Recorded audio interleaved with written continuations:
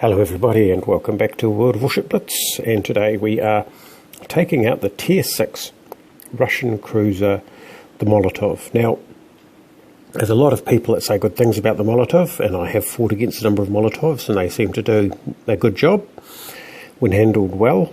I'm not one of those players. So there have been a number of Molotov battles that I have participated in on the press account, and a fair number of Molotov losses. So this represents probably the best case. So interestingly enough, of course, we're heading in towards the Golden Channel, which is probably my favourite map because for me it's relatively predictable. Although our destroyer seems to have taken his time, which isn't great. But anyway, we are, you need to hold the centre to win. Trying to win by wiping out the entire competition is actually, it's not going to work.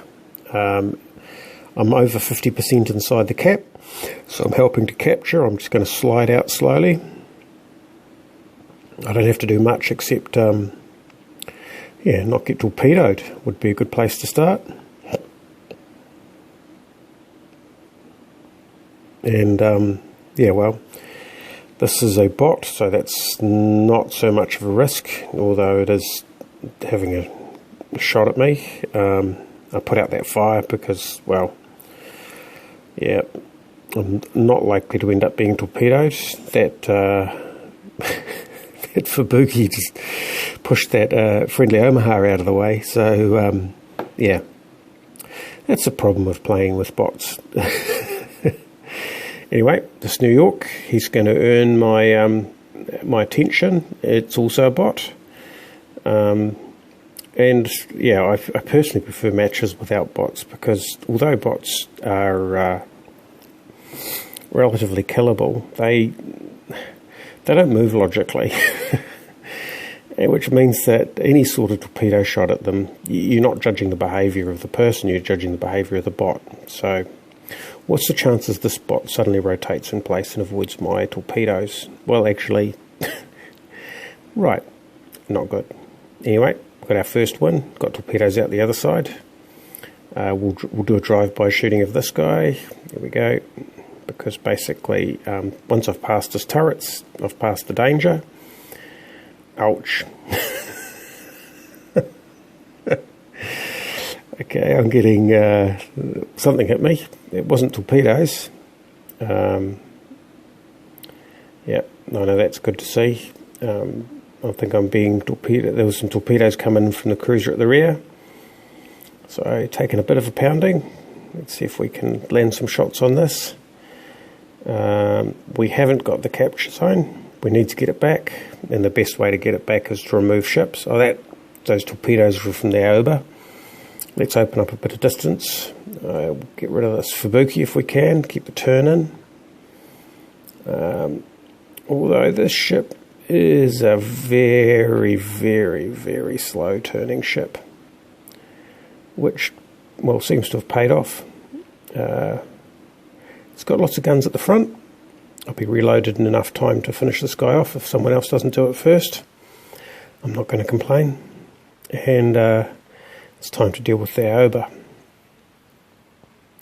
So earning the Confederate Award, he's fired his torpedoes and we slowly turn in. I should probably cut the speed too, but yep.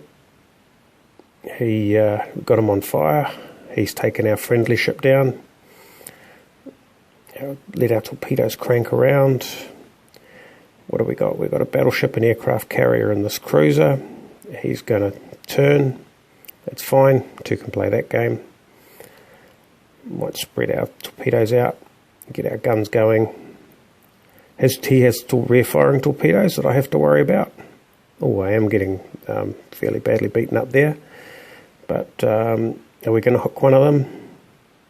We are, but we got him first.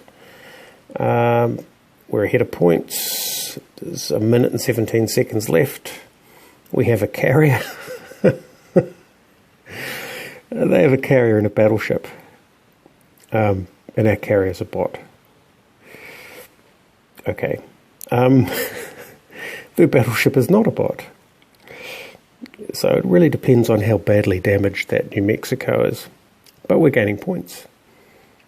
And the New Mexico is not quick. So, interestingly enough, this is a bit like, I suppose, snail racing, really. It's interesting to watch. But there's not a lot you can do to affect the outcome. He does the smart thing, gets inside the capture circle, starts to capture it, but with a difference of 82 points, now 86. And we're climbing, and 22 seconds remain. There's not a lot. Probably the smart thing to do would have been to go after the Bogue, because it's not well armoured, hasn't got a lot of hit points. So they captured the circle, but you can see the benefit of making sure that you hold that main capture zone, and yep, we take out the win. So yeah, thank you everybody. I hope you enjoyed that, and that's the Molotov.